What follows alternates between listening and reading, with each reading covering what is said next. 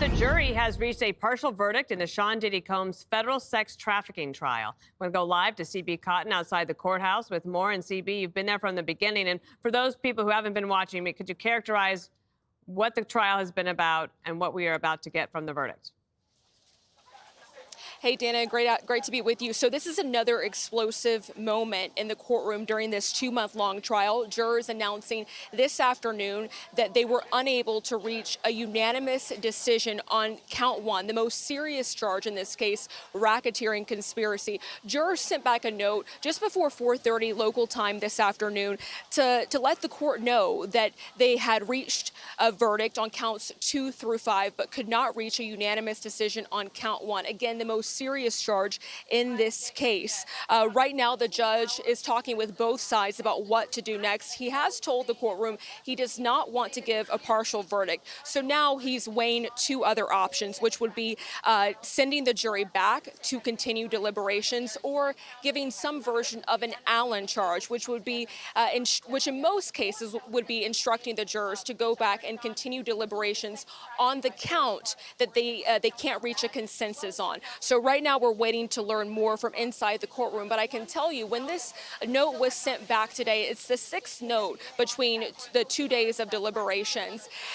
Defense attorneys were very quickly huddled around Sean Diddy Combs inside the courtroom. And we saw that one defense attorney hugged another. And this is really a key moment in this trial. For over the course of 2 months, prosecutors have argued to jurors that Diddy, with an inner circle, created a sex crime ring to force and coerce women into drug-fueled sex parties called freak-offs with male escorts while he watched. They called a variety of witnesses, 34 to be exact, including Diddy's ex-girlfriends and accusers, former employees, and law enforcement investigators. And prosecutors say their testimony, along with bank, flight, hotel records, salacious text and videos, all prove Diddy is guilty of these charges.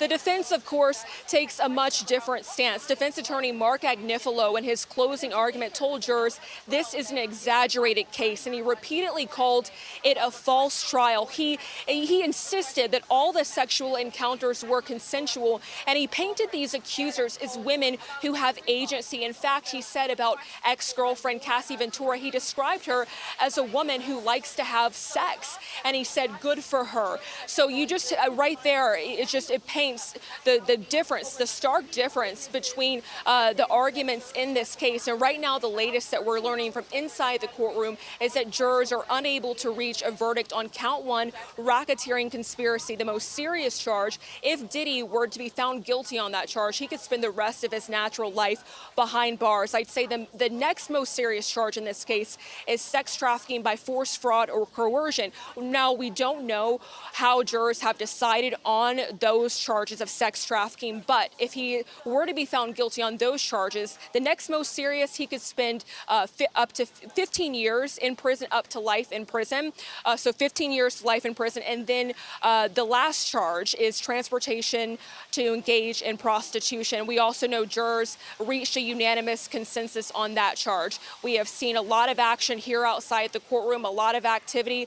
Supporters of Diddy, others who want to see him behind bars for the rest of their life, they're all gathering here outside the courtroom right now, waiting to find out what the judge decides to do next. Dana, I'll send it back over to you. All right, CB Cotton, just stand by there.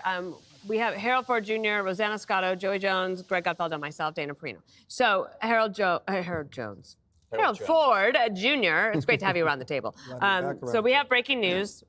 So we're going to wait to find out what is happening here. What is your take on the fact that they said no on count one, racketeering?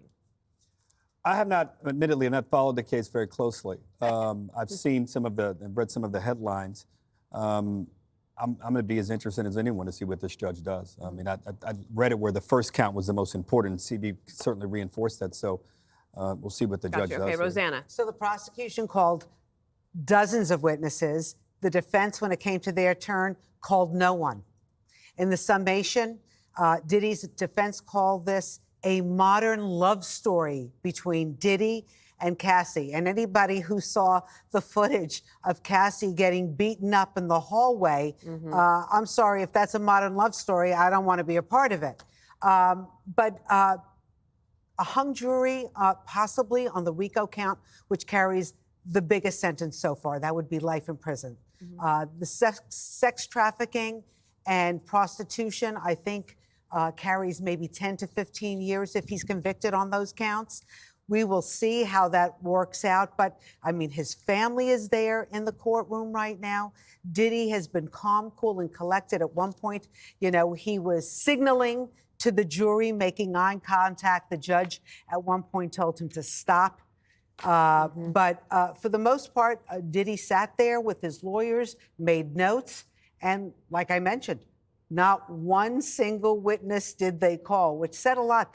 I guess they felt the prosecution did not prove their case. A lot of people said from the very beginning, the RICO count was going to be very difficult to prove. I think that's always the case, right? And, you know, RICO. especially in this kind of case. And I think the jury is wrestling with that right now. And we've seen partial verdicts. Just about 2 weeks ago, Harvey Weinstein, another big case in another courtroom. That was in Manhattan criminal court. This is in federal court. They had several partial verdicts, and the judge read those verdicts over 2 days. So hearing partial verdicts is not that unusual. CB, can you characterize a little bit more what happened inside the courtroom? Yeah, Dana. So I can tell you there were some interesting moments between Diddy and his mother today. His mother has been inside court almost every single day of this trial, and several of his adult children have also been here almost every single day. So this morning, before Diddy exited the courtroom, he waved to his mother and another family in the front row, and he told his mother to just relax, and he complimented her outfit. And then yesterday, we had one of our several courtroom producers inside who say they saw Diddy lead his family in prayer before deliberations began. So we're getting this sense that Diddy's family, you know, they're standing strong behind him from the moment these charges were filed until we get this verdict from the jury, the final verdict from the jury. I can also tell you that Diddy has had 2 books with him as jurors continue to deliberate. Both of them are self-help books about positivity and happiness. And Diddy's defense team asked the judge for permission for Diddy to have those books with him as jurors continue these high-stakes deliberations. And I also want to note that it's been very interesting just to watch as these deliberations got underway. Yesterday, about an hour into the deliberations, they came back with a note to say they had concerns about one of the jurors and whether or not that juror could follow the judge's instructions. Well, the judge ultimately decided to send a note back to the jury and reminding them of their duty to deliberate and also telling them to follow his written instructions on the law. At this point, the judge didn't take any further action as it pertains to that juror who others were concerned about. But you may remember back on June 16th, another juror was dismissed over inconsistent statements about where he lived. And the judge expressed concern with that juror that maybe he gave those inconsistent statements because he simply wanted to sit on such a high-profile case. And I was going back through the charges just to make sure that I'm delivering, you know, the sentencing correct, the possible sentences correct. And yes, for the transportation to engage in prostitution or the sex trafficking by force, fraud, or coercion counts, the minimum that Diddy could be sentenced is 15 years in prison, and the maximum would be life in prison. And of course, the racketeering conspiracy that jurors could not reach a consensus on, the most serious one is automatic sentence of life in prison. So we're still watching to see what the judge ultimately decides to tell these jurors when they go back into the deliberations room. Thanks, CB. I want to bring in Trey Gowdy. And Trey, from a prosecution standpoint, I imagine obviously they're disappointed that count 1 racketeering comes back with a no. Did they overreach there in charging it in the first place? It's just a very complicated, I mean, most lawyers cannot explain RICO. So to expect 12 people, average citizen jurors, to understand a criminal enterprise, predicate acts, the time period, it's just a lot to ask. Now, there's a reason to charge it even if you don't win. It opens evidentiary doors that might be closed. So lots of times prosecutors will charge something because it enables you to get extra evidence before the jury, even though you don't really expect to get a guilty verdict on that count. What does it mean for the judge to possibly consider an Allen charge? An Allen charge is basically a judge saying, go back, revisit your positions, but don't surrender a deeply held conviction. Defense attorneys don't like them. Prosecutors, it depends on what the split is. If the split's 10-2, then a prosecutor is going to love it if it's in favor of conviction. An Allen charge is basically a judge reiterating, look, you got to reach a consensus. It has to be unanimous, but do not do violence to your own conscience. In other words, don't just go along to get along, but it does have to be unanimous. Look, there's a lot of controversy around Allen charges.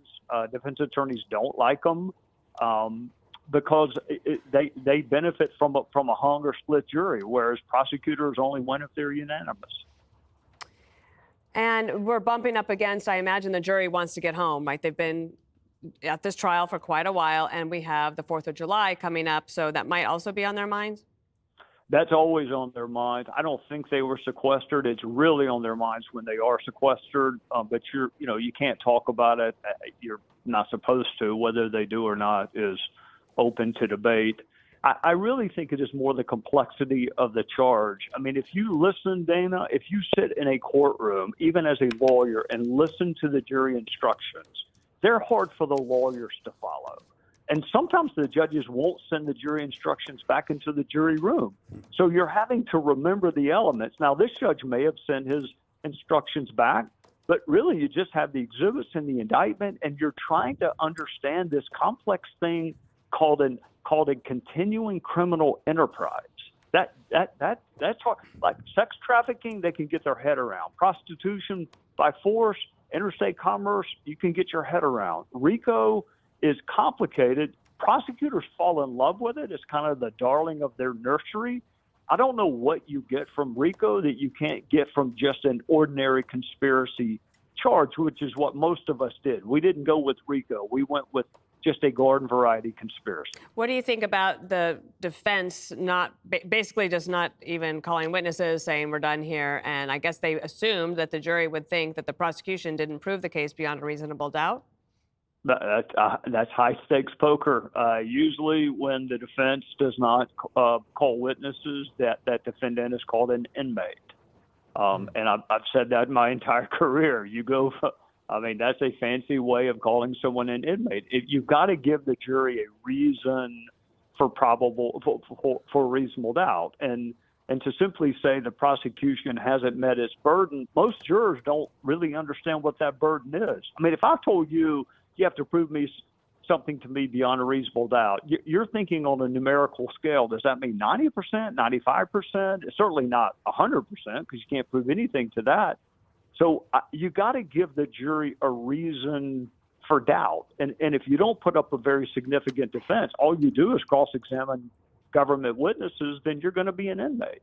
Click here to subscribe to the Fox News YouTube page to catch our hottest interviews and most compelling analysis. You won't get it anywhere else.